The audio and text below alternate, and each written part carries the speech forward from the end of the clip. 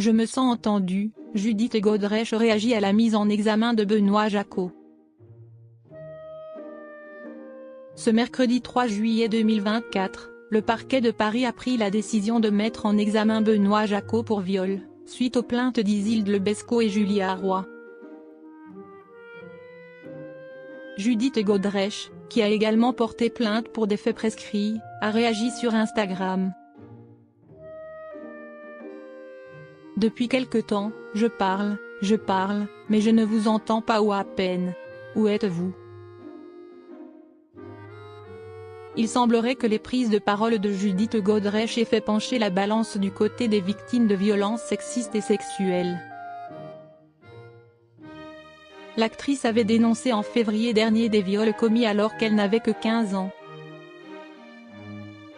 Si esti au commissariat qu'elle déposait plainte contre Benoît Jacot, avant de dénoncer des faits similaires avec Jacques Doyon. Mettre fin au silence auprès permis d'aider d'autres victimes à s'exprimer. Isilde Lebesco et Julia Roy ont également dénoncé des faits similaires. Benoît m'a violée, c'est évident. Je n'ai pas envie de me confronter encore à ces institutions poussiéreuses, pensées et régies par des hommes. C'est déjà tellement éprouvant d'écrire, de nommer, de faire face à ces mots, avait expliqué Isilde Lebesco à l'époque.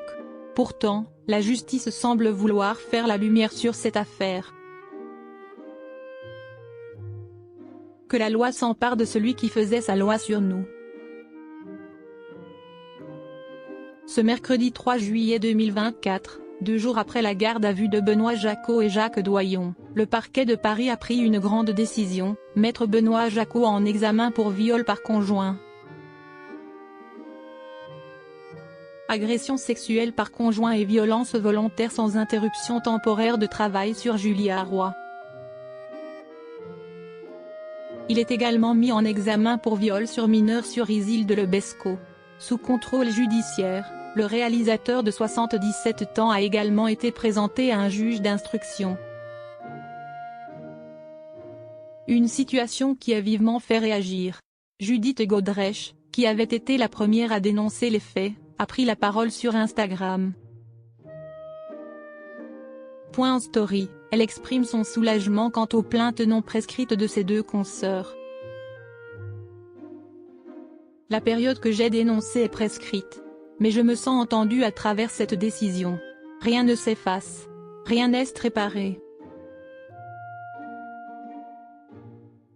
Que la loi s'empare de celui qui faisait sa loi sur nous, écrit-elle, en ayant une pensée pour toutes les victimes.